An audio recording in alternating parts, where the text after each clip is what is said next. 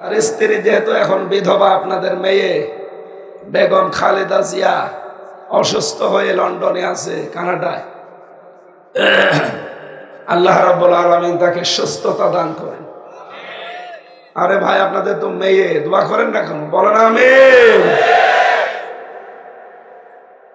একটা মাজলুম পরিবার, কিন্তু সেই পরিবারটাকে আজ অনেকে ব্যবহার করে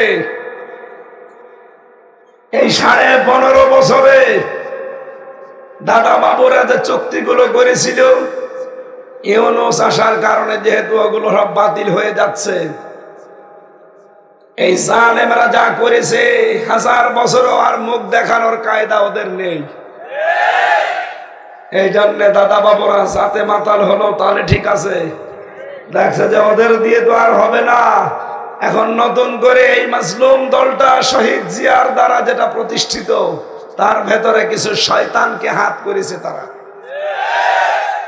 ওরা যেই ধাঁচে কথা বলতো 15.5 বছর, এই মাজলুম দলের ভেতরে কিছু ক্যান্সার প্রবেশ করে ওরা ঠিক ওই কায়দায় কথা বলছে। এরাও মনে হয় দেশকে আবার যদি ওদের পাতানো ফাঁদে পা দিয়ে আটক হয়ে যান, যে চুক্তিগুলো করেছিল দেশ বিরোধী সবগুলো আবার চালু করে ফেলবে। আপনি বলছেন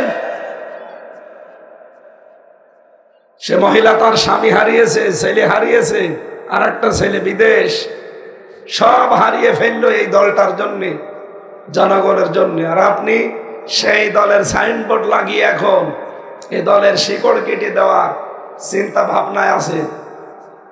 আমার সাথে বহু মানুষ এই 3 বছর এই মাজলুম দলের লোক ছিল, 313টা মামলা নিয়ে।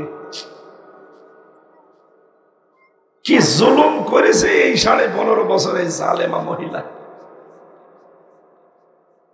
শুধু 47 আর 71 যারা অপরাধ করেছে তাদের শাস্তি দিলে হবে না।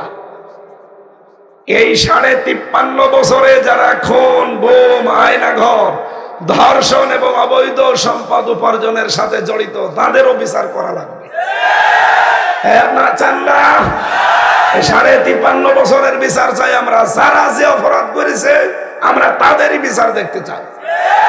তারা চান দেখি লিল্লাহে তাকবীর। দেখেন তো, হাত তোলেনি কে? দেখেন তো।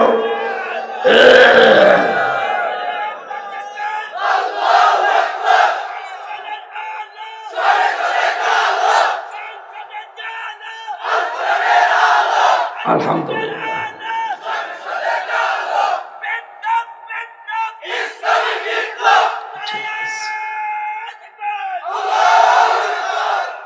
আলহামদুলিল্লাহ।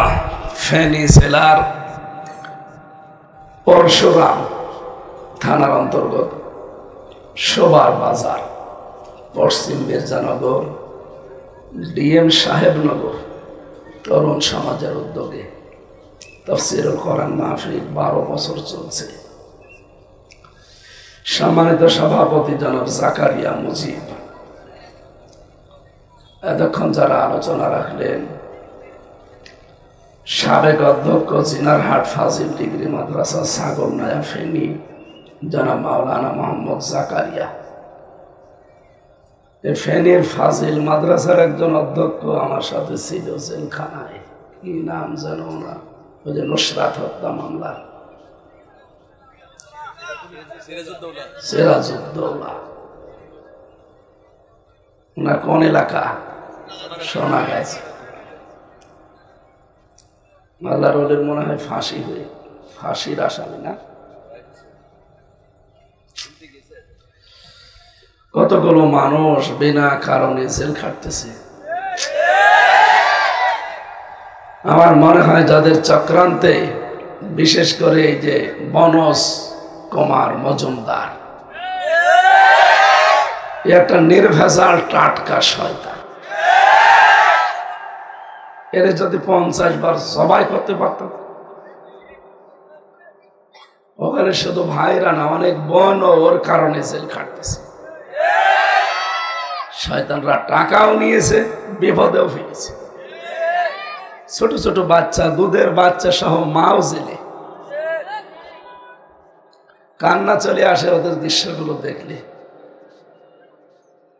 অথচ পুরাটা প্যাসে ফেলে ওদেরকে এই নাটক করে, যদি দু একজন অপরাধী থাকেও, যে 20 জনের জন্যে আমার মনে হয় 18 জনই নিরপরাধ।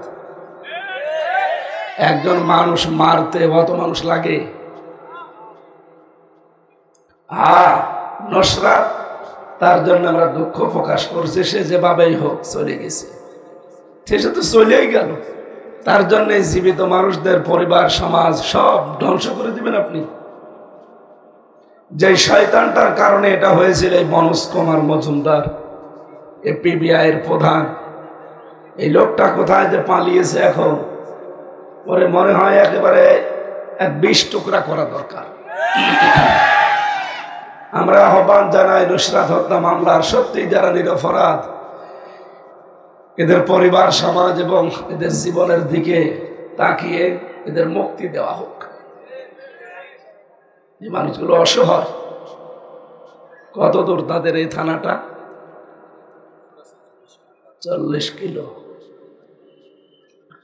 এখানে কথা বললেন জনাব মাওলানা ফজলুর রহমান, মাওলানা আবু তাহের, বিশেষ মেহমান জনাব আবুল কালাম আজাদ, জনাব জাহিদ আহমেদ খন্দকার। এ মাহফিল যার মাধ্যমে নিয়েছি আপনাদের এলাকার সন্তান, শ্রদ্ধাভাজন বড় ভাই জনাব সাইফুল কাদির, দামাত বারকাতুহুমুল আলিয়া।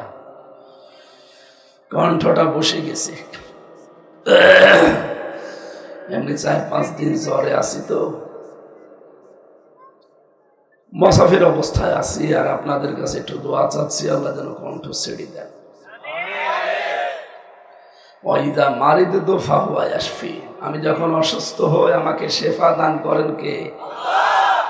ঔষধ চলছে, এদের তো আর ক্ষমতা নেই।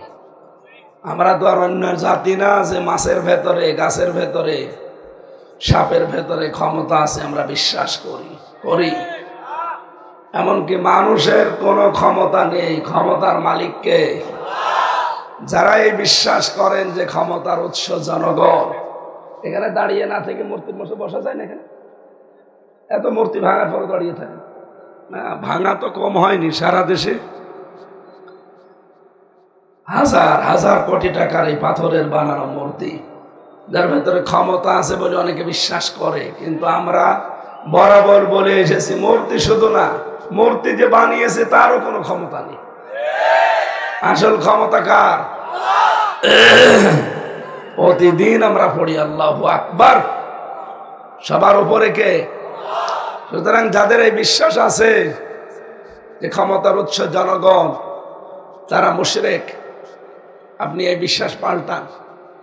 যদি এমন দলে থাকা লাগে যে দলের বিশ্বাসই এইটা যে ক্ষমতার উৎস জনগণ, ওই দলও জাহান্নামে যাবে। আপনি তো ওই দলের সাথে যেতে চান? হ্যাঁ, যদি যেতে চান আমি আপনার জন্য দোয়া করে দিচ্ছি, একেবারে জীবনের মতো দোয়া।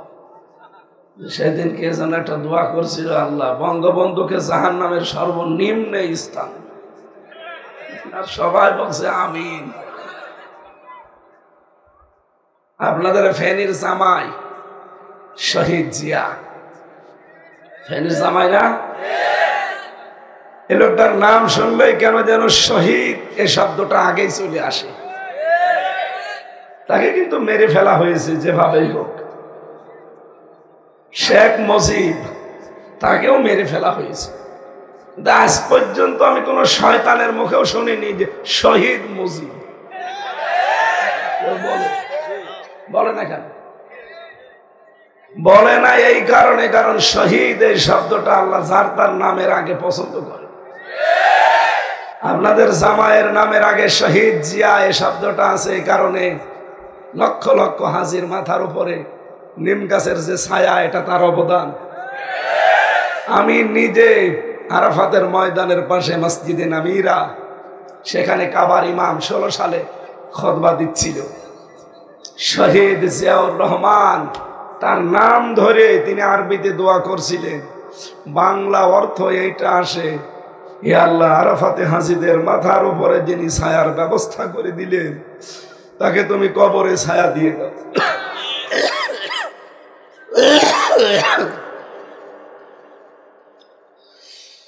এই জন্য শহীদ এই শব্দটা একজনের নাম আসলেই চলে আসে, তাকেও মেরে ফেলা হয়েছে। আর একজন, তাকেও মেরে ফেলা হয়েছে, কেউ শহীদ বলে না। আরো অনেকে বলেছে ওইভাবে মারা ঠিক হয়নি, অন্তত 10-15 টুকরো করলে ভালো হতো। ওইভাবে আসলে একবারে গুলি করে মেরে ফেলা, টুকরা টুকরা যদি করতো তাহলে অন্তত মারা হয়েছে এটা বোঝা যেত। এই জন্য শহীদ ওনার নামের আগে আমরা কেউ বলি না, কেউ বলেও না। আমরা বলি তো না, কেউ বলেও না। কেন? কারণ শহীদ শব্দটা পছন্দ করেন কে? যদিও এই 15.5 বছরে অনেকের নামের আগে আমরা শহীদ দেখেছি। টাকা ভাগাভাগি করতে গিয়ে মরে গেছে 7-8 টাকা শহীদ। ফেনীবাসে রব্বুল আলামিনের কাছে প্রথমে আবার দোয়া করছি, আল্লাহ তুমি আমার কণ্ঠটা ছেড়ে দাও, আমার হাতে তো কিছুই নেই। মুক্ত জীবনে যখন ফিরিয়েই দিয়েছো, কোনোদিন ভাবি নাই যে আমি এবার বের হব। কারণ ওরা যেভাবে রেখেছিল, ছাতা কবে মরে যেত।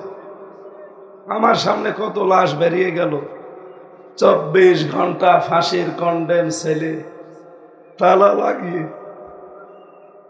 এরপর সিসি ক্যামেরা দিয়ে রেখেছি, কেউ যেন আমার সাথে কথা না বলে।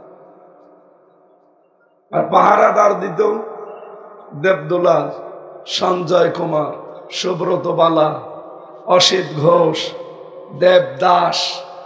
এ তো সব আল্লাহর ওলির নাম বলছি। এগুলো ছিল আমার পাহারাদার।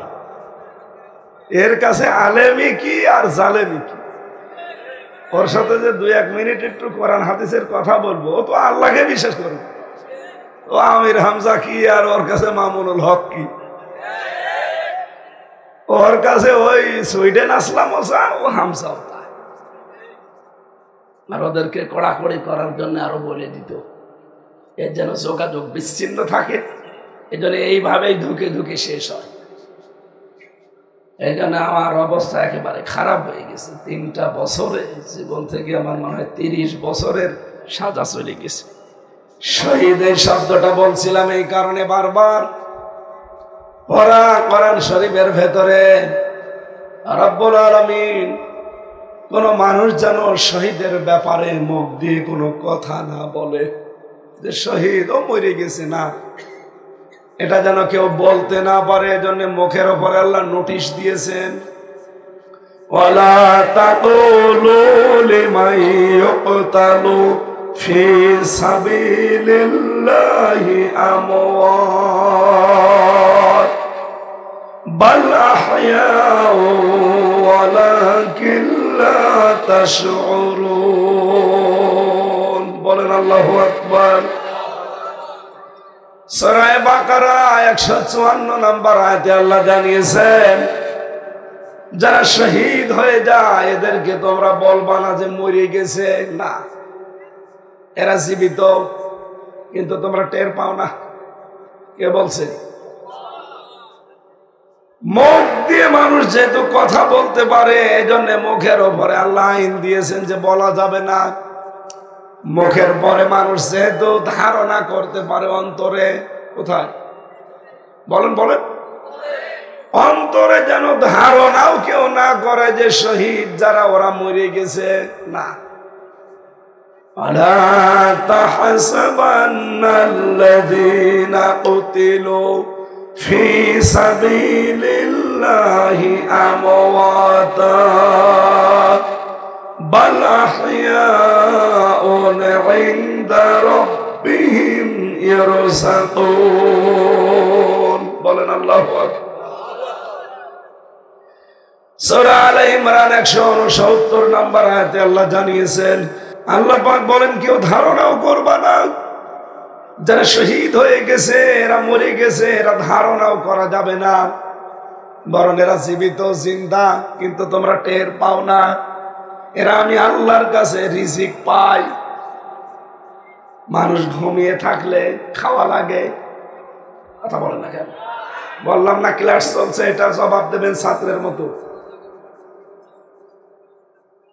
ঘুমিয়ে যারা থাকে ওরা খাওয়া লাগে না, হাসে গিয়ে থাকলে খাওয়া লাগে। তার মানে শহীদ যারা ওরা ঘুমিয়ে যায় না, ওরা জেগে আছে। জেগে থাকলে খাওয়া লাগে, বলেন? খেলে রক্ত তৈরি হয়। কি তৈরি হয়? খাবার খেলে মানুষের শরীরের ভেতরে 5টা জিনিস তৈরি হয়। খাবারের নির্যাস দিয়ে তৈরি হয় পিত্তরস, যেটা দিয়ে খাবার হজম হয়। 2 নম্বরে তৈরি হয় বীর্য, যেটা দিয়ে শরীর সুঠাম থাকে। 3 নম্বরে খাবার দিয়ে তৈরি হয় রক্ত। 5.5 কেজি থেকে 6 কেজি রক্ত আমাদের শরীরে, মাথা থেকে পা পর্যন্ত দ্রুত গতিতে চলাফেরা করছে। 4 নম্বরে তৈরি হয় মল। 5 নম্বরে তৈরি হয় প্রস্রাব, যেটা কিডনিকে সেকে শরীরের জানগুলো বের করে দেয়। বিজ্ঞান প্রমাণ করেছে একবার যদি কেউ প্রস্রাব, এটা আল্লাহ যেভাবে স্বাভাবিক নিয়মে আমাদের প্রস্রাব বের করে দেয়, এটা যদি বন্ধ হয়ে যেত, আপনি যদি হাসপাতালে গিয়ে একবার প্রস্রাব বের করার চেষ্টা চালান, আপনি খবর নিয়ে দেখবেন কমপক্ষে 12,000 টাকা খরচ হবে একবার প্রস্রাব করতে। যাদের প্রস্রাব বন্ধ হয়ে যায়, 2-3 বার 4 বার 5 বার করে 24 ঘন্টায় প্রস্রাব করা লাগে। কি 5 বারণ 60, শুধু 60,000 টাকার প্রতিদিন প্রস্রাবের খরচ দেওয়া লাগতো। প্রত্যেক দিন আমরা 16 কেজি করে অক্সিজেন নেয় একটা সুস্থ মানুষ। কত কেজি?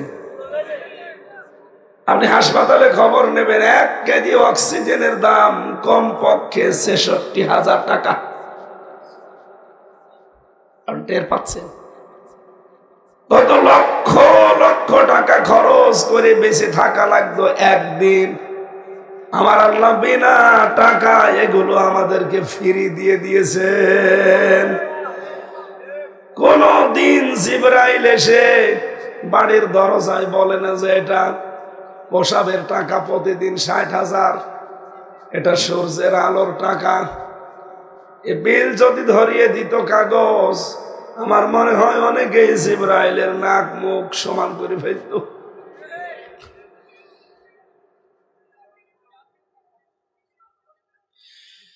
খাবার খেলে যেহেতু রক্ত তৈরি হচ্ছে, শহীদ যারা এদের রক্ত যে তৈরি হয় এর প্রমাণ হযরতে হামজা রাদিয়াল্লাহু তাআলা আনহু।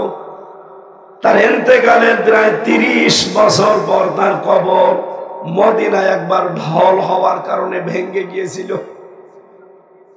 উহুদের ময়দানে ওই সময় যারা যুদ্ধ করেছে অনেকে তো বেঁচে আছে আজও। রক্ত অনুসন্ধান করে দেখে 30 বছর আগে মুহাম্মাদুর রাসূলুল্লাহ সাল্লাল্লাহু আলাইহি ওয়াসাল্লামের চাচা হযরতে হামজা উহুদের ময়দানে যে শহীদ হয়েছিলেন, যেই কয় জায়গায় কাফেররা তরবারি দিয়ে আঘাত করেছিল, ওই জায়গাগুলো দিয়ে এখনো তাজা রক্ত ফিনকি দিয়ে বের হয়ে আসছে। ফেনীবাসী, উনি যদি খাবার না খাবে, 30 বছর পরে রক্ত আসলো কোত্থেকে? কথা বলেন না কেন? তার মানে শহীদ যারা হয় এরা মরে। আপনাদের জামাই শহীদ জিয়া, উনিও মরে নাই, উনি শহীদ। আমি এটা সারা বাংলাদেশে সবার মুখে শুনি, নাম বললেই বলে শহীদ জিয়া। কিন্তু কত জায়গায় তো নাম হয় মুজিব, কই শহীদ মুজিব কেউ বলে?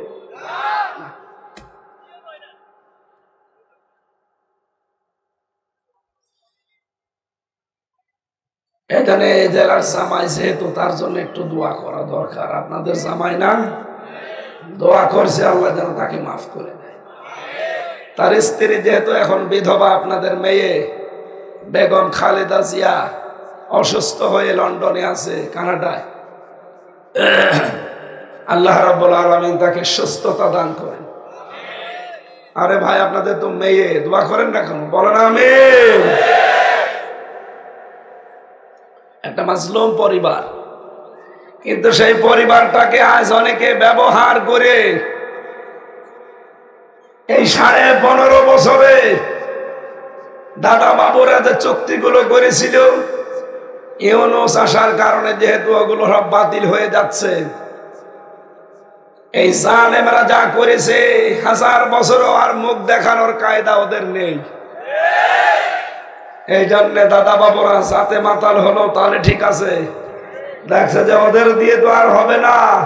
এখন নতুন করে এই মাজলুম দলটা শহীদ জিয়ার দ্বারা যেটা প্রতিষ্ঠিত, তার ভেতরে কিছু শয়তানকে হাত করেছে তারা। ওরা যেই ধাঁচে কথা বলতো 15.5 বছর, এই মাজলুম দলের ভেতরে কিছু ক্যান্সার প্রবেশ করে ওরা ঠিক ওই কায়দায় কথা বলছে। এরাও মনে হয় দেশকে আবার যদি ওদের পাতানো ফাঁদে পা দিয়ে আটক হয়ে যান, যে চুক্তিগুলো করেছিল দেশ বিরোধী সবগুলো আবার চালু করে ফেলবে। আপনি বলছেন সে মহিলা তার স্বামী হারিয়েছে, ছেলে হারিয়েছে, আর একটা ছেলে বিদেশ, সব হারিয়ে ফেললো এই দলটার জন্য, জনগণের জন্য। আর আপনি সেই দলের সাইনবোর্ড লাগিয়ে এখন এই দলের শিকড় কেটে দেওয়ার চিন্তা ভাবনায় আছে। আমার সাথে বহু মানুষ এই 3 বছর এই মাজলুম দলের লোক ছিল, 313টা মামলা নিয়ে কি জুলুম করেছে এই 15.5 বছরে জালেমা মহিলা। শুধু 47 আর 71-এ যারা অপরাধ করেছে তাদের শাস্তি দিলে হবে না, এই 53.5 বছরে যারা খুন, বোম, আয়নাঘর, ধর্ষণ এবং অবৈধ সম্পদ উপার্জনের সাথে জড়িত তাদেরও বিচার করা লাগবে। আপনারা চান না? 53.5 বছরের বিচার চাই আমরা। যারা যে অপরাধ করেছে আমরা তাদেরই বিচার দেখতে চাই। তারা চান দেখি লিল্লাহে তাকবীর। দেখেন তো, হাত তোলেনি কে? দেখেন তো,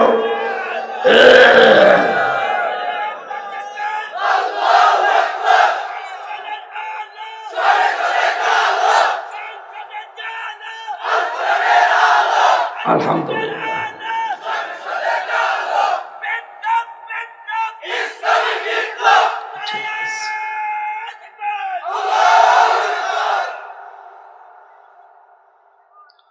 আমার ভাইরা যে কোরআন থেকে কথা শোনার জন্য এসেছি, আমি কয়েকটা তথ্য লিখেছি আধুনিক ভাবে। আপনি এভাবে হয়তো চিন্তা করেননি, দেখেন ভালো লাগবে নাকি বলবো না।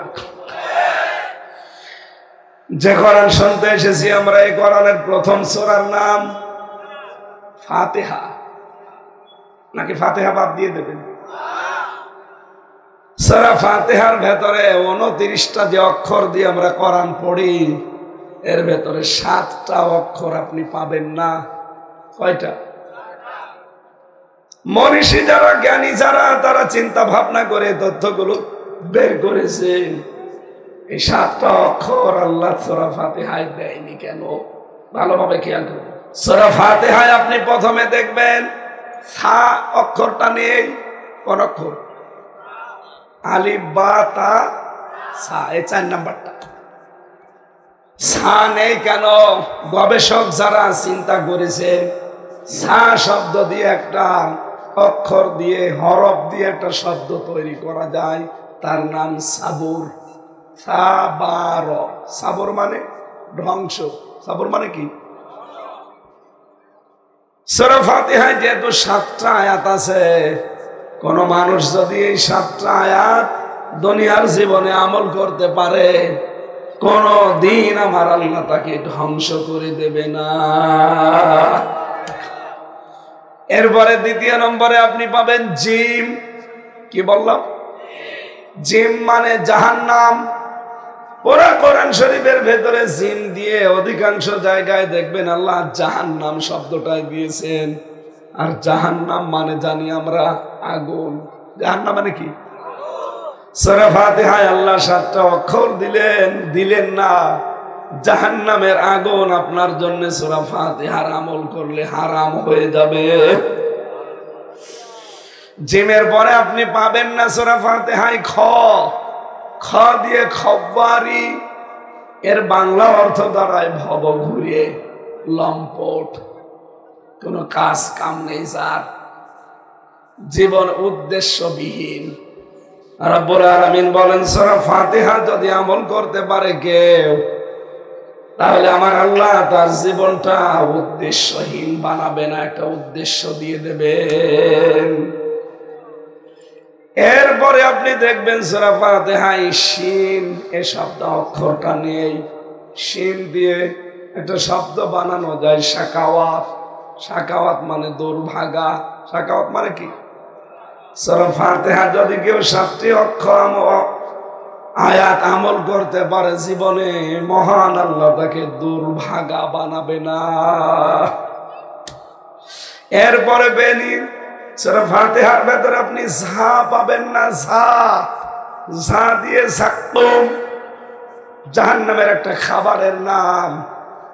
সূরা ফাতিহা পড়লে আমার আল্লাহ আপনাকে যাক্কুম গাছের ফল খাওয়াবেন না, তার মানে জাহান্নামে দেবেন না। 6 নম্বরে অক্ষর আমি পাইনি, তার নাম জ। জ মানে জুলুম, জুলুম মানে অন্ধকার। জুলুম মানে কি? সূরা ফাতিহা আপনি আরম্ভ করবেন, 7টি আয়াত যদি জীবনে মিলাতে পারেন, অন্ধকার জীবনে থাকলে আল্লাহ দূর করে দেবে। সর্বশেষ যে অক্ষরটা আমি পাইনি সূরা ফাতিহায়, তার নাম ফা। ফা মানে ফিরাক, ফিরাক মানে বিচ্ছেদ।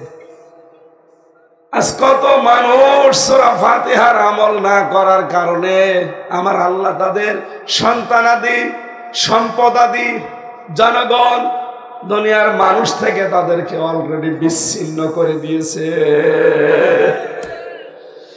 যে 2 মহিলা পালিয়ে গেল দেখেন তো, তাদের একজনের মেয়ে আমেরিকার মন্ত্রী ছিল, একজনের মেয়ে এই এশিয়া মহাদেশের একটা বিশাল দায়িত্ব পালন করত। কি একটা কপাল আল্লাহ! সূরা ফাতিহার আমল জীবনে না থাকার কারণে বিচ্ছেদ করে দিয়েছে সন্তানাদি, সম্পদাদি, এমনকি বাবার বাড়িতে পর্যন্ত সে থাকতে পারল না। তার বাবার বাড়িটা এখন ঢাকার এইটা জন টয়লেট হয়ে গেছে। কিছুদিন আগে আমি দেখার জন্য গিয়েছিলাম, দেখি 8-10 জন করে টয়লেট করতে যায়, বসাবে ঢোকে 4-5 জন, 7-8 জন করে, এদিকে এদিকে এদিকে, মনে হচ্ছে জামাতবদ্ধ টয়লেট চলছে। এভাবে যদি কিছুদিন যেতে থাকে দেখবেন তার বাবার আসল ভিটা যেটা, ওইটাও আবু জেহেলের বাড়ির মতো জাতীয় পায়খানা হয়ে যাবে। এজন্য সূরা ফাতিহার আমল আমাদের জীবনে দরকার নেই।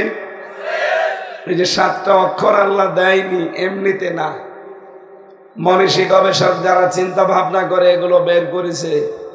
আমরা আজকে থেকে সূরা ফাতিহার যে 7টা শিক্ষা আছে, এগুলো তাফসীর থেকে হাক্কানি তাফসীরে পাবেন, দেখে মিলিয়ে জীবনে আমল করার চেষ্টা চালায়। বলেন আমিন। আমি কোরআনে কারিমের 10 নম্বর সূরা, সূরা ইউনূস, 11টা রুকু আছে, 109টা আয়াত আছে, মক্কায় নাজিল হয়েছে। মাত্র একটা আয়াত পড়েছি, ক্রমিক নাম্বার 25। কত? আলোচনার বিষয় ঘর। কি বললাম? এবার আসেন আমার আল্লাহ কি বলেন সেই দিকে যায়। ভাঙ্গা ভাঙ্গা কণ্ঠে বোঝা যাচ্ছে কথা? কথা যাচ্ছে? আল্লাহ রাব্বুল আলামিন বলেন, আল্লাহু ইয়াদউ ইলা দারিস সালাম। আল্লাহ তিনি তোমাদেরকে ডাক দেন। ইলা মানে দিকে, দার মানে ঘর, সালাম মানে শান্তি। আল্লাহ তোমাদেরকে ডাকেন শান্তির ঘরের দিকে, সালামের ঘরের দিকে। এখানে সালাম নামে কেউ আছেন?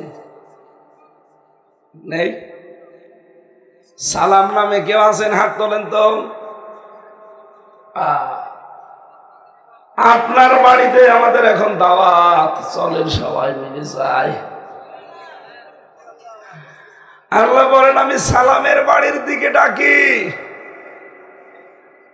এবার আসেন আমরা ব্যাখ্যায় যাচ্ছি। রব্বুল আলামিন বলেন, এ পৃথিবীতে যে ঘরের সিস্টেম মানুষ বোঝে, দুনিয়ায় যত ঘর আপনি দেখবেন, ঘর বানাতে হলে প্রথমে পিলার লাগে, খুঁটি লাগে। কি কথা বলেন না কেন? ঘর বানাতে পিলার লাগবে না? খুঁটি লাগবে না? খুঁটি দিয়ে হয়ে যাবে ঘর? এর ছাদ দেওয়া লাগবে বা চাল দেওয়া লাগবে। আমরা গ্রামাঞ্চলের মানুষ দেখি, মানুষ চাল দেয়, এদিকে একটা, এদিকে একটা, এদিকে একটা, এদিকে একটা, চার চালা। ঘর বানাতে হলে চাল লাগে কয়টা? চারটা। শুধু ঘরে খুঁটি আর চাল দিলেই ঘর হয়? কি লাগবে গুরুত্বপূর্ণ? দরজা। বলেন তো কি? দরজা ঘরের একটাই থাকলে ভালো হয় না? মানে আর একটা কি চুরি করার জন্য? একটা ঘরের একটা দরজায় থাকা দরকার, কিন্তু একটা ঘরের জ্বালানা 3-4টা দিলে অসুবিধা নেই। আপনি জ্বালানাটা দেওয়ার সময় যদি এই নিয়তে দেন যে আমি এখান থেকে মসজিদের আজান শুনে সেজদা দিতে যাব, এই জ্বালানাটা যতদিন ঠিক থাকবে সাদগায়ে জারিয়ার সওয়াব পাবেন।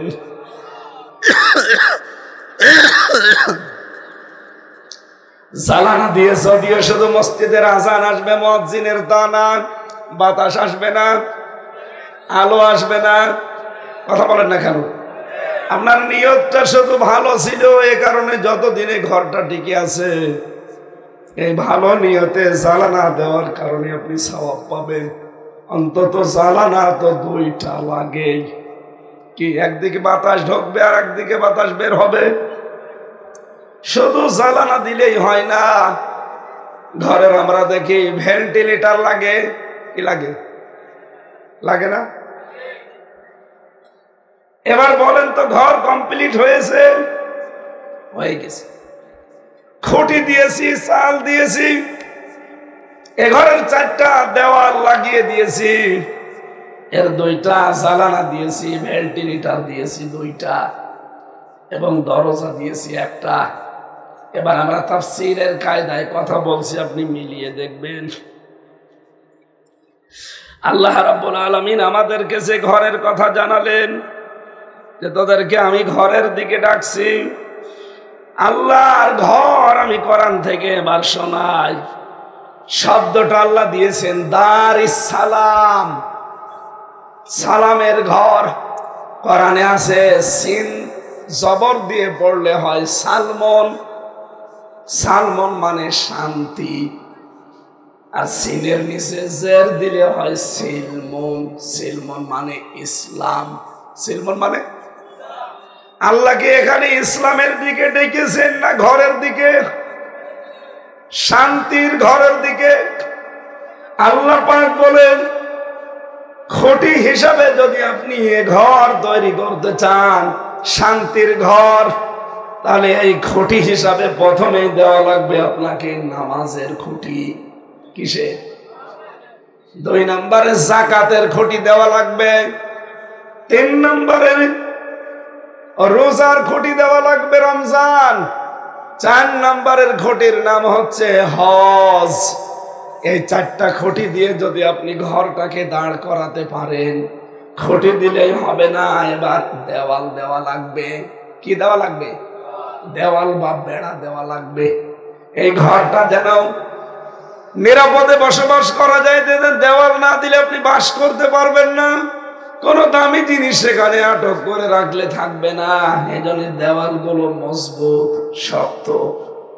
1 নম্বরের দেওয়ালের নাম পেয়েছি আমি পরিবার নীতির দেওয়াল।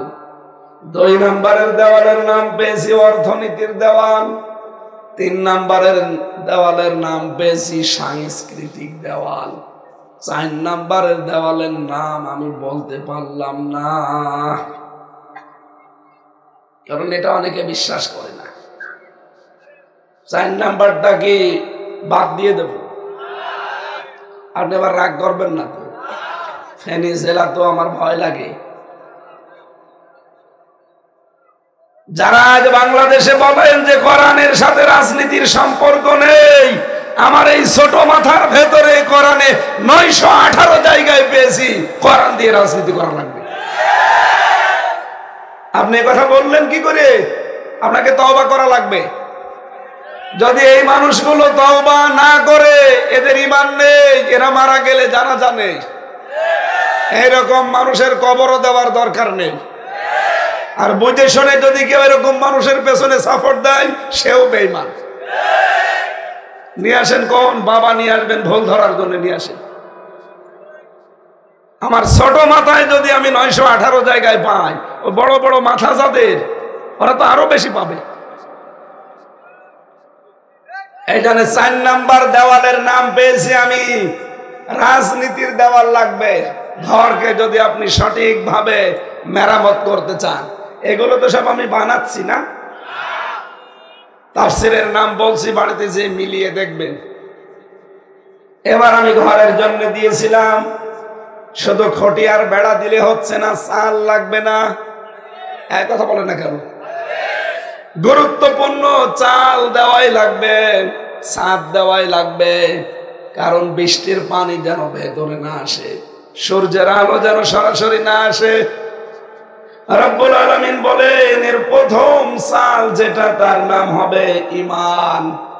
2 নম্বরে চালের নাম সৎকর্ম, 3 নম্বর চালের নাম যুদ্ধনীতি, 4 নম্বর চালের নাম সমাজনীতি। শুধু চাল দিলেই ঘর হচ্ছে না প্রথম, এবার দরজা লাগবে। যে দরজা আমার আল্লাহ সেট করে দিয়েছেন এই ঘরের জন্য, ওই দরজাটা দিয়ে আপনাকে প্রবেশ করা লাগবে। নাম হচ্ছে লা ইলাহা ইল্লাল্লাহু মুহাম্মাদুর রাসূলুল্লাহ। এবার আপনার ভেন্টিলেটর দরকার আছে না নেই? আরো জোরে বলেন। জ্বালানা লাগে, ভেন্টিলেটর লাগে। জ্বালানা 2টার নাম আমি পেয়েছি, একটা মুআমালাত আর একটা মুআশারাত। ভেন্টিলেটর লাগবে, যেই কয়টা পারেন দেবেন না। একদিক থেকে আলো ঢুকবে, আর এক দিক থেকে বের হবে। তার দেবেন, আর একদিকে তার বের করবেন। ডিশের তার অথবা যে ওয়াইফাই এর তার লাগবে না এগুলো। আপনি ওয়াইফাই নেবেন, 500, 600, 1000 টাকা মাসে বিল দেওয়া লাগে। যদি এগুলো আপনি ইসলাম প্রচারে কাজে লাগান, জ্ঞান অর্জনে কাজে লাগান, 1000 টাকা আল্লাহর রাস্তায় দান করলে যে সওয়াব হয়, ওই সওয়াব পাবেন। আর ওয়াইফাই নিয়ে যদি শুধু শাবনূরের আর পরিমণির ছবি দেখেন, 1000 টাকা জাহান্নামের আগুনের জন্য যথেষ্ট হবে। এই কথা বলেন না কেন? ওয়াইফাই এরকম ব্যবহার উল্টা পাল্টা করে এরকম মানুষ নেই। এবার আমরা তাফসিরে যাই। বলেন তো, প্রথমে আল্লাহ আমাদের যে খুঁটি দিয়েছিলাম, এই খুঁটির নাম আমি বলেছি নামাজ। বলেন তো নাম কি? নামাজ যে খুঁটির নাম দিলাম, এটা এমনিতেই দেয়নি। নবীজি বলেন লা সালাতা লিমান লা, যে লোকটার কাছে নামাজ নেই তার কাছে ঈমান নেই। আজ বাংলাদেশে বহু দরবার থেকে আমরা দেখি নামাজের কোনো বালাই নেই, শুধু বানানো জিকির করে। এটা চট্টগ্রাম বিভাগে, জেলায় তো এই বিভাগে আরো বেশি। আজকে থেকে প্রমাণ পেয়েছেন, আল্লাহ যে ঘরের কথা বললেন শান্তির ঘর, তার মানে এটা জান্নাত। এই ঘরে প্রবেশ করতে হলে মাস্ট বি নামাজ লাগবে। কথা বলেন না কেন? বাংলাদেশে 48টা দল এখন নিবন্ধিত রাজনৈতিক, বাকি নিবন্ধনের বাইরে আরো যা আছে সব মিলে প্রায় 84টার উপরে।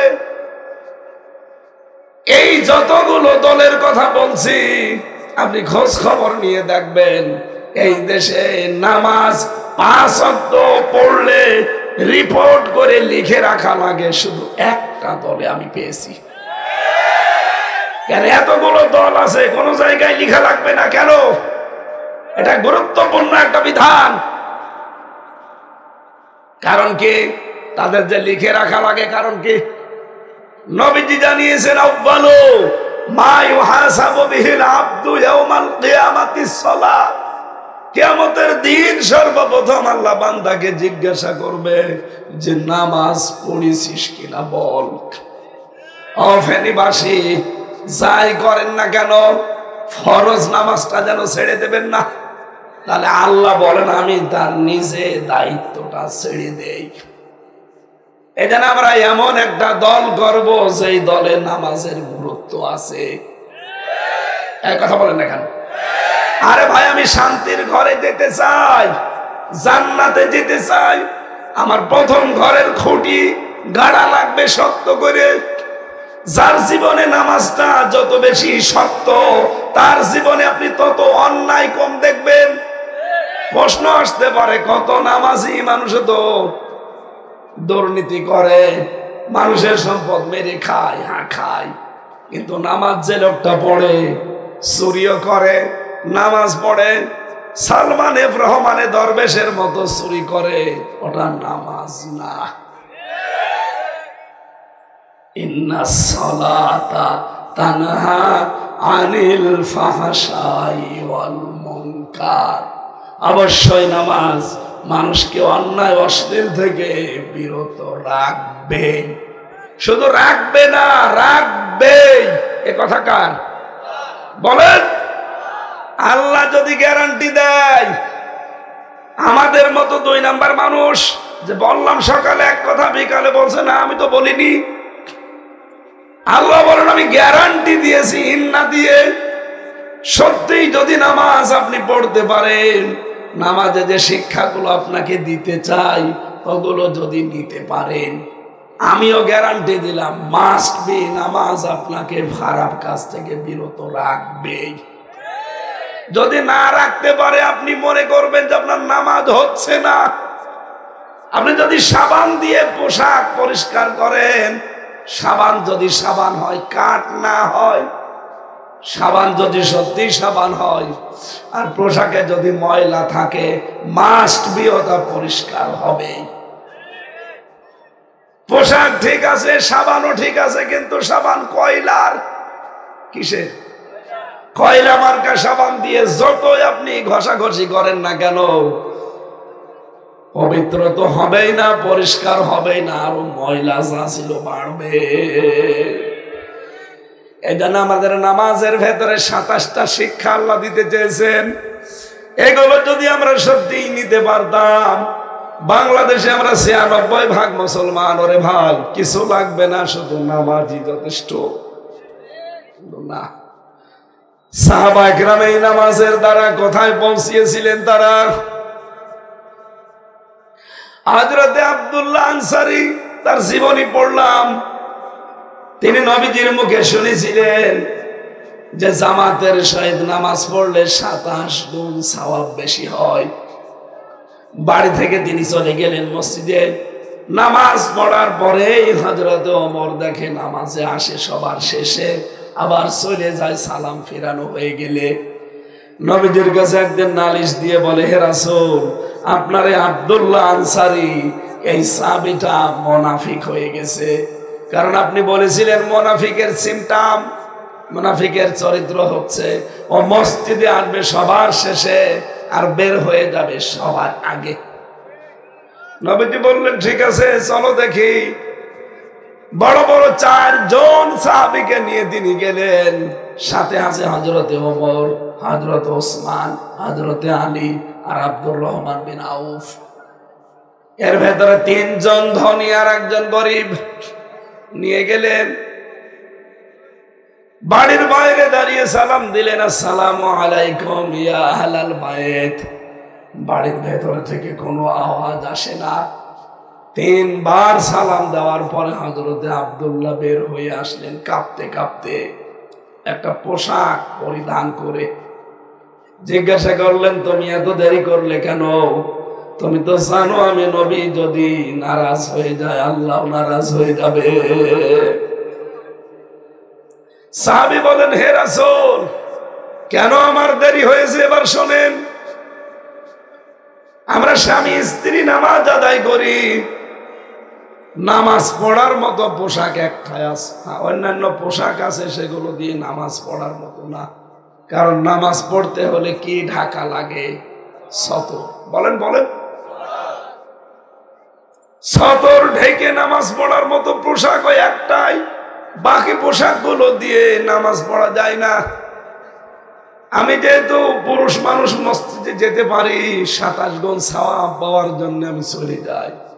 নামাজ শেষ করে চিন্তা করি আমার উপরে নামাজ ফরজ না, আমার বর উপরেও ফরজ। তাড়াতাড়ি করে চলে আসি সালাম ফিরিয়ে। ওই যে ছোটখাটো পোশাক গুলো তালি দেওয়া যেগুলো আছে ওইগুলো পরে ওই ঘরের কোন একটা গর্ত লাগা, ওখানে আমি বসে পড়ি। আমার স্ত্রী ওখান থেকে উঠে এই ভালো পোশাকটা পরে নামাজে দাঁড়ায়। আপনি যখন আজকে এসেছিলেন আমি তিনবার ডাক শুনেছি, কিন্তু আমার বেবি নামাজে ছিল, আল্লাহর সাথে সে কথোপকথন করছে। এমন সময় আপনি ডাক দিলেন, আমি আসবো কি করে, পরে আমি নামাজ ভাঙতে বলবো কি করে? আমি পারি নাই, প্রথমে পারলাম না, দ্বিতীয়বার ডাক দিলেন তখন ওর নামাজ চলছিল, তৃতীয়বার যখন ডাক দিয়েছেন দেখি ও সালাম ফিরিয়ে ফেলেছে। তাড়াতাড়ি করে হাত ধরে গর্তের ভেতরে দিয়ে ওই পোশাকটা পরে আমি আপনার সামনে হাজির হয়ে গেছি। কিয়ামতের সাহাবী যদি আল্লাহর সামনে দাঁড়ায়, আপনিও দাঁড়াবেন। বিবেকের কাছে প্রশ্ন করেন তো আপনার অবস্থা কোথায়? আপনি কি দোহাই দেবেন যে নামাজ পড়তে পারি নাই আমার পোশাকের কারণে? আপনার পোশাকের অভাব আছে।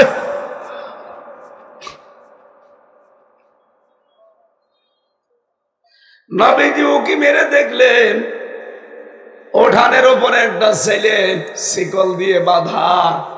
ডাক দিয়ে বলে, আব্দুল্লাহ তুমি এত নিষ্ঠুর, এতটুকু একটা বাচ্চা বেঁধে রেখেছে শিকল দিয়ে উঠানের উপরে। সাহাবী বলে, হে রাসূল আপনি আমাকে নিষ্ঠুর বলতে পারেন না, ওই যে বাঁকা খেজুর গাছটা ওটা কিন্তু ইহুদির বাগানের, বাঁকা হয়ে চলে এসেছে আমার উঠানের উপরে। আমার স্ত্রী যখন ঘরের কাছে থাকে, আমি কর্মের জন্য বাইরে চলে যাই, ছোট ছোট ওই তালিযুক্ত পোশাক পরে। আমার ওই ছোট বাচ্চাটা ইহুদির বাগানের পাকা পাকা খেজুর যদি আমার উঠানে পড়ে, ও যদি খেয়ে ফেলে, আপনার মুখে আমি শুনেছি লা ইয়াদখুলুল জান্নাতা জাসাদুন গুজিয়া বিল হারাম, ওই শরীরটা জান্নাতে যাচ্ছে না, যাবে না, যে শরীরের রক্ত মাংস গোশত হারাম দিয়ে লালিত পালিত। আমি মুসলমান দাবি করি, আমার ছেলে হারাম জিনিস খেয়ে তার শরীর হুষ্টপুষ্ট করবে, ও জান্নাতে তো যেতে পারবে না। আজ বাংলাদেশে আমরা যারা বাবা আছি, এই মানুষগুলো যদি এই সেন্স নিয়ে সন্তানাদিকে মানুষ করতাম, আল্লাহর কসম ছেলে মেয়ের জন্য সাহেব পাড়া বেগম পাড়া বানানো লাগতো না। সব এখন বাইরে চলে গেছে পালিয়ে। কালকে একজনের টকশো শুনছিলাম যে সাতার বাংলাদেশে আমার যাওয়াই লাগবে না, যা আমার আছে এখানে আমার 14 বংশ বসে খেতে পারবে। কি করেছেন আপনি এখান থেকে? আমার কুষ্টিয়ার হানিফ কানাডায় আগে ওর বউ ছেলে মেয়ে পাঠিয়ে দিয়েছিল, কত কিছু যে পাঠিয়েছে। এখন যদিও 100 বছর হায়াত পায়, 100 বছর যদি দেশে না আসে ওর কোনো অসুবিধা নেই, সব ওর তৈরি করা হয়ে গেছে।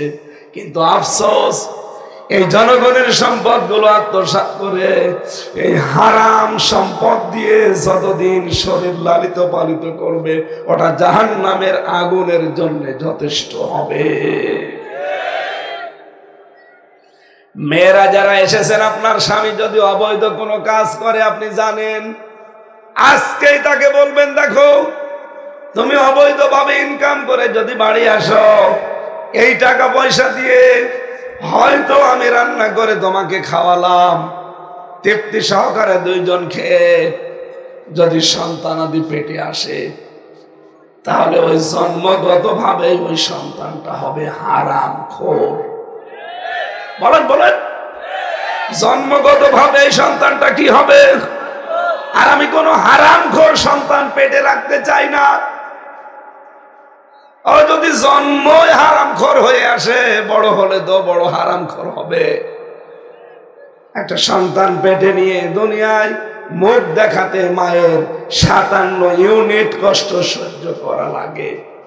বিজ্ঞান জানিয়েছে একটা পুরুষ মানুষ সর্বোচ্চ 45 ইউনিট কষ্ট সহ্য করতে পারে, এর বেশি দিলে সে লোকটা মরে যায়। অথচ মা আমার জন্য 57 ইউনিট কষ্ট সহ্য করেছে। এই জন্য মা বোন যারা এসেছেন, বিভিন্ন জায়গায় বসে আছেন, আপনার স্বামীকে কড়া বার্তা দেবেন না। তোমার অবৈধ ইনকামের এই খাবারগুলো আমি নিজে খেয়ে হারামখোর সন্তান পেটে রাখতে পারবো না। যদি আমাকে নিয়ে সংসার করতে না চাও, যতটুকু পারো হালাল ইনকাম করা লাগবে, হারামে আমি যেতে দেব না। আমার মনে হয় মেয়েরা যদি শক্ত হয়, অনেক স্বামী কিন্তু রাস্তায় চলে আসবে। বলেন বলেন। সাহাবী বলেন, হে রাসূল, আমি মুসলমান দাবি করি, আর আমার সন্তান মানুষের জিনিস না বলে খেয়ে ফেলবে, আমি হতে দেব না। এজন্য বাইরে যখনই থাকে তখন ওরা চেন বেঁধে রেখে যায়, খেজুর গুলো পড়ে এদিকে ডাক দিয়ে আমি পরের দিন খেজুর গুলো পৌঁছিয়ে দেয়। বাংলাদেশে নামাজটা যদি থাকতো, রাষ্ট্রীয় ভাবে অন্তত নামাজটা যদি কায়েম হয়ে যেত, আর এরকম মানুষ আমরা যদি তৈরি হতে পারতাম, এদিককার টাকা জীবনেও এদিকে যেত না। কথা বলেন না কেন? কিচ্ছু লাগতো না, শুধু এই খুঁটিটাই আপনাকে শান্তির নিবাস তৈরি করে দিত। কিন্তু আমরা পারছি না। এই জন্য এখন আমরা বাংলাদেশের মুসলমানেরা এক দফা নিয়েছি, এই কোরআন বুকের ভেতরে নিয়ে যারা সংসদে যেতে পারবে আমরা তাদের পক্ষে আছি। এটা যদি আপনার কাছে রাজনীতি মনে হয়, হ্যাঁ এটা আমার রাজনীতি। এটা যদি আপনার কাছে ধর্ম ব্যবসা মনে হয়, হ্যাঁ এটা আমার ধর্ম ব্যবসা। কারণ আমি চাই রাষ্ট্রীয়ভাবে নামাজ এই দেশে কায়েম হোক। আর কোরআনওয়ালা লোক বাদ দিয়ে আপনি যাকেই পাঠাবেন, সে লোকটা জীবনেও সংসদে প্রথম দিন নামাজের বিলের কথা বলবে না। আমি যদি কিয়ামত পর্যন্ত হায়াত পাই, কিয়ামত পর্যন্ত নামাজের ওয়াজ করি, এই দেশে নামাজ কায়েম হওয়া সম্ভব না। নামাজ কায়েম হওয়া সম্ভব যদি বাংলার সংসদে 151 জন মানুষ কোরআন বুকে নিয়ে যেতে পারে। এইটা আপনার কাছে রাজনীতি মনে হয়, আর আপনি কোরআন বাদ দিয়ে চলে যে এই দরবেশের মতো 32-36 হাজার কোটি টাকা মারিং কাটিং করবেন, ওইটা রাজনীতি না, ওইটা তো বড় দুর্নীতি। এই জন্য বাংলাদেশে যাদের কর্মজীবন নেই, শুধু রাজনীতি, এর পেছনে থাকলে আপনি ডুবে মরবেন। কারণ জীবনেও কিছু করবে না দুর্নীতি ছাড়া, কারণ ওইটাই তার আসল নীতি। যাদের কর্মজীবন আছে আলাদা, আর রাজনীতিকে ইবাদত হিসাবে মনে করে জনগণকে দায়িত্ব পালন করার জন্য যারা করে, এই মানুষগুলোর পেছনে থাকা আপনার জন্য ফরজ। জানি আপনার মন আমি পাবো না, আমার আপনার মন পাওয়ার দরকার নেই, আমি সঠিকটা বলছি। সারা বাংলাদেশে একই অবস্থা, যাদের কোনো কাজ নেই, শুধু রাজনীতি তার পেশা, ওইটা কিছুদিন পরে দুর্নীতিতে পরিণত হবে। আর যাদের আলাদা কর্মজীবন আছে, রাজনীতিকে জনগণের সেবা হিসাবে, আল্লাহর হুকুম হিসাবে বেছে নিয়েছে। কারণ ঘরের যে দেওয়াল লাগবে, একটা দেওয়ালের নাম কি? রাজনীতি। এ বলেন না কেন? দেওয়াল যদি না থাকে, 3 দিকে দেওয়াল আছে, একদিকে নেই, চোর থেকে বাঁচাতে পারবেন? বলেন বলেন। এই জন্য এই দেওয়ালটা আমরা ঠিক করতে চাই। রাষ্ট্রীয়ভাবে নামাজ কায়েম হয়ে গেলে তখন আর আপনাকে নামাজের ওয়াজ করা লাগবে না, আপনার বাপ পড়বে নামাজ। পড়বেন না মানে? আফগানিস্তানে যান, নামাজ না পড়ে আপনি থাকতে পারবেন?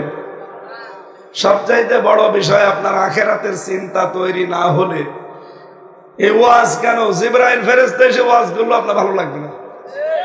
এই জন্য আমাদের দরকার আখিরাত ভিত্তিক জীবন তৈরি করার জন্য। আল্লাহ যে জান্নাতের বিশাল ঘর, এই ঘরের দিকে আমাদেরকে ডাকতেছে। এই শান্তির ঘর পাওয়ার জন্য নামাজ মাস্ট বি লাগবে। নবীজি কাঁদছিলেন। হযরত ওসমান ডাক দিয়ে বলেন, হে নবী, আপনার চোখের পানি।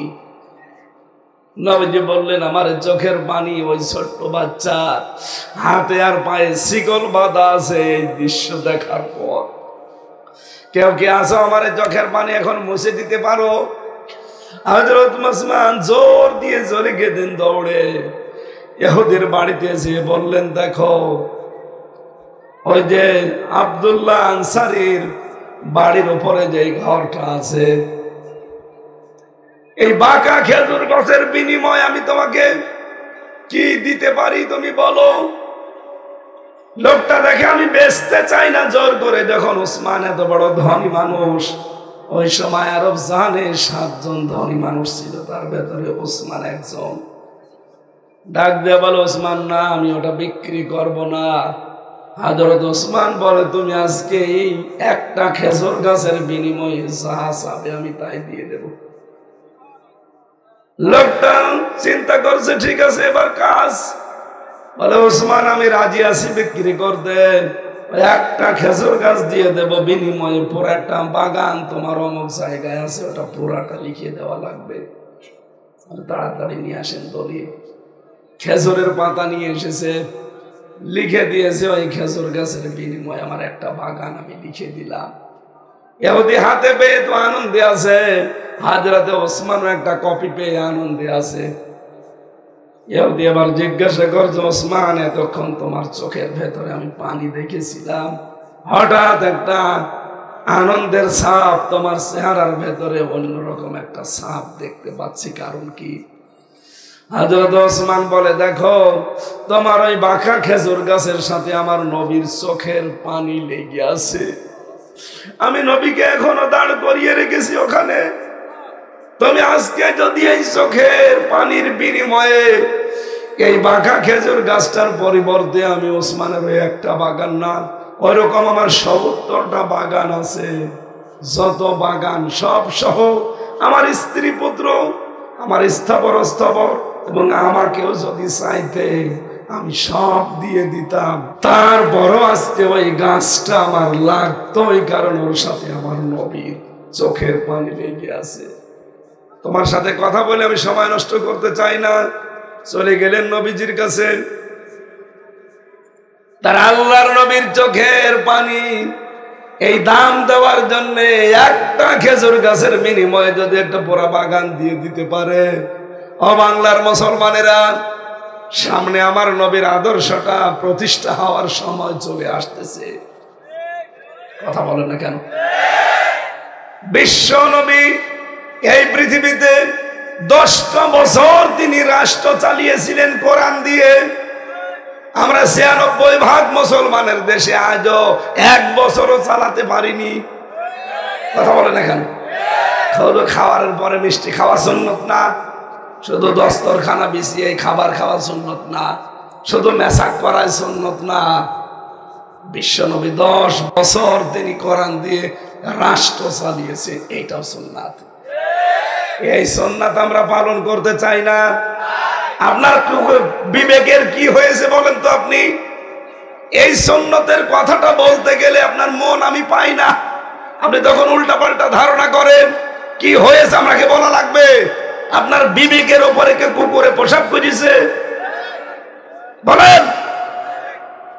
আমার কোন লাভ আছে আপনি জাহান্নামে গেলে, জান্নাতে গেলে? আল্লাহর কসম আমি আপনাকে বাঁচাতে চাই। আরে ভাই, সাপের কাহিনী, মাছের কাহিনী আমারও জানা আছে। আপনি নিয়ে এসেছেন কুষ্টিয়া থেকে, আমি 2 ঘন্টা 2.5 ঘন্টা শুধু সাপের কাহিনী বলে আল্লাহুম্মা আমিন বলে চলে যেতে পারতাম। তো না, আমি দেখতে পাচ্ছি কোরআনের চোখ লাগিয়ে আপনি জাহান্নামে যাচ্ছেন। নবীজি 10 বছর যেটা দিয়ে রাষ্ট্র চালিয়ে বললেন, খায়রুল কুরুনি করনি, আমার যুগ শ্রেষ্ঠ যুগ। বাংলাদেশকে শ্রেষ্ঠ বানাতে হলে কোরআনের বিধান লাগবে না? সেই কথাটা বুঝতে চান না কোন কারণে? কে আপনাকে বাধা দিচ্ছে? অবশ্যই মনে করবেন শয়তান এখানে ব্যারিকেড দিয়ে আছে। কথা বলে না কেন? এই যে সাইফুল সাহেব এখন যদি বাড়িতে যে দেখে সালাম দিয়ে ওনার স্ত্রীকে, ওনার স্ত্রী গালি দিচ্ছে, ওয়ালাইকুম আসসালাম না, চোরের বাচ্চা, কুকুরের বাচ্চা। ওনার ভালো লাগবে? খারাপ লাগবে? না না, আপনি বোঝেননি তাই বলতেছে। উনি জ্ঞানী মানুষ হলেও ভালো লাগবে না, খারাপও লাগবে না। চিন্তা করবে আমার একটা ভদ্র বউ, এটা শিক্ষিতা মেয়ে, ভালো বংশের মেয়ে, জীবনে কোনোদিন মাথা তুলে আমার মুখের উপরে কথা বলে না, আর আজকে আমি সালাম দিলাম, আমারে গালি দিচ্ছে কুকুরের বাচ্চা বলে। অবশ্যই এর জিনে ধরিছে। কিসে ধরিছে? আপনি কোরআনের এতগুলো দলিল, আপনি একটা দলিল খণ্ডন করতে পারবেন? আমি শান্তির ঘরের দিকে আপনাকে ডাকতে চাই। এই ঘরগুলো বানাতে হলে নামাজ যেমন লাগবে, রোজা যেমন লাগবে, রাজনীতিও লাগবে, সমাজনীতিও লাগবে। বলেন, আপনার ঘরের দালানা ঠিক নেই, দরজা ঠিক নেই, ভেন্টিলেটর ঠিক নেই, এরপরে ঘরের চাল ঠিক নেই, কিচ্ছু ঠিক নেই, আপনি যাবেন কি করে? এই জন্য আমি আপনাকে বাঁচাতে চাচ্ছি। আপনার বিবেকের উপর একটু প্রশ্ন করেন যে আসলে কি আপনি জান্নাতের এই শান্তির ঘরের দিকে যেতে পারছেন? না, আপনি তো দৌড় দিয়েছেন জাহান্নামের ঘরের দিকে। এরপরে আল্লাহ জাহান্নামের ঘরের বর্ণনা দিয়েছেন, ওয়াল্লাযীনা কাসাবুস সাইয়্যাতি জাযাউ সাইয়্যাতি বিমিসলিহা ওয়া তারহাকুহুম যিল্লাহ মা লাহুম মিনাল্লাহি মিন আসীম কান্নামা উগশিয়াত ফুজুহুম কিতাম মিনাল লাইলি মুসলিমা উলাইকা আসহাবুন নার হুম ফিহা খালিদুন। জাহান্নামের ঘর আল্লাহ সাজিয়ে দিয়েছেন অন্ধকার। কিভাবে কিভাবে সাজানো থাকবে? আমরা আজ বাংলাদেশে জান্নাতের ঘরের দিকে অনেকেই যেতে রাজি না, শুধু ছুটতেছি জাহান্নামের ঘরের দিকে। হাতে পায়ে ধরে বলছি, ভাই বেঁচে থাকেন, জীবনে নামাজ নিয়ে আসেন, সম্পদ থাকলে যাকাত শুরু করেন, যেহেতু রাষ্ট্রীয়ভাবে নেই, নিজেকে বাঁচান। যাকাতের সম্পদ আপনার না, ওটা ধনী গরিব মানুষের হক। গরিবের হক যতদিন রাখবেন ততদিন আপনার সম্পদ সব অপবিত্র থাকবে। জীবনে হজ ফরজ হলে হজ করে আসেন। কার জন্য কি করে রেখে যাচ্ছে? কেউ কারো না, কেউ কারো না, এইটাই বাস্তব। এখন চোখ বন্ধ হোক, আপনার যত শখের স্ত্রী যদি যেই খাটে থাকে, এই স্ত্রীকে বলা হয় এই খাটের নিচে তাকে মাটি দেওয়া হবে, এমন কোন স্ত্রী বাংলাদেশে নেই যে রাজি হবে। কথা বলেন, এই বিবেকে একটু নাড়া দেয় না যে আমি কার জন্য কি করব? আমি আমার ইমান থেকে বলছি, আমার নিজের বাবার নাম রিয়াজ আলী, তার বাবার নাম জাহান আলী, তার বাবার নাম নমাজ আলী, এরপরে আমি আর চিনি না। হ্যাঁ, সত্যি কথা বলছি, আমি চিনি না। এখন যদি নমাজ আলীর বাবা কে ছিল যেহেতু জানি না, এই লোকটা যদি এখন কুষ্টিয়া এসে বলে যে এই 2 তলা বাড়ি আমার, এই ভিটা আমি কিনেছিলাম, আমি এখানে থাকতে চাই, ওর দাঁত মুখ রাখবো না খুলে ফেলবো? দেখলেন? অথচ এই ভিটা কিন্তু তারই। এই 2 তলা বাড়িও সেই বানিয়েছিল। মাত্র 61 বছর আগে লোকটা মরে গেছে, তারে আমি আমার বাড়িতে আজ ঢুকতে দিতে রাজি না। এ হচ্ছে দুনিয়া। আমাদের আসল ঘর যেটা পড়ে আছে, যেখান থেকে এসেছিলাম, ওই ঘরে আবার ফেরত যাওয়া লাগবে। আল্লাহ রাব্বুল আলামিন ওই ঘরে ফেরত যাওয়ার জন্য আয়াতের শেষে দিয়েছেন, ওয়াহদি না, যাকে তাকে এখানে আমি যেতে দেব না, পথ দেখাবো না। ওয়াহদি, তিনি পথ দেখান, মাইয়াশা, যাকে ইচ্ছা, ইলা সিরাতিল মুস্তাকিম, এই সহজ সরল পথটা। পৃথিবীতে যত বাঁকা পথ আছে সব শয়তানের তৈরি করা। একটা সহজ সরল পথ আছে, সেটা কার বানানো? যেটা প্রতিদিন নামাজে আমরা কমপক্ষে 17 বার করে চাই, ইহদিনাস সিরাতাল, হে আল্লাহ আমাকে সহজ সরল পথে চালাও। আল্লাহ রাব্বুল আলামিন এই পথের বর্ণনা দিয়ে একটা নিয়ামতের কথা জানিয়েছে, লিল্লাযিনা আহসানুল হুসনা ওয়া জিয়াদা, তাদের জন্য সর্বোত্তম ঘর এবং তার চাইতেও বেশি। এই যে জিয়াদাতুন, এই যে তায়ের উপরে 2টা সুকুন আছে, ওয়ালা ইয়ারহাকু ফুজুহাহুম কাতারু ওয়ালা দিল্লাহ, এই মানুষগুলো কোনোদিন প্রতীত হবে না তারহাকুহুম যিল্লাহ। কতারা শব্দের শাব্দিক অর্থ হচ্ছে আল কাতরা। আল কাতরা কি সাদা হয় না কালো হয়?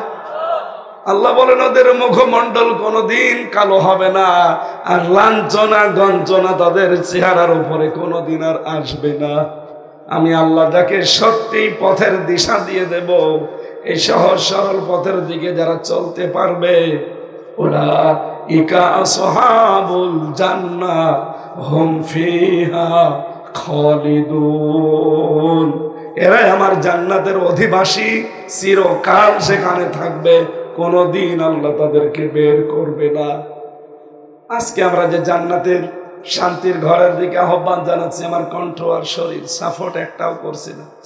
এ জোর দিয়ে আর কথা বলতে পারছি না, কষ্ট হয়ে যাচ্ছে। আজকের মতো আমি ক্ষমা চেয়ে নিচ্ছি। আমার 8টা বই লেখা ছিল জেলখানায় বসে বসে, তার ভেতরে 3টা পাবলিশড হয়েছে। মেয়েদের জন্য একটা, ছেলেদের জন্য একটা, আর আমল সংক্রান্ত একটা। কোন কাজ করলে কোন জান্নাতে যাবেন, কোন কাজ করলে কোন জাহান্নামে যাবেন, এগুলো গাড়ি থেকে পারলে আপনারা নিয়ে যান, যে পড়বেন। আল্লাহুম্মা আমিন।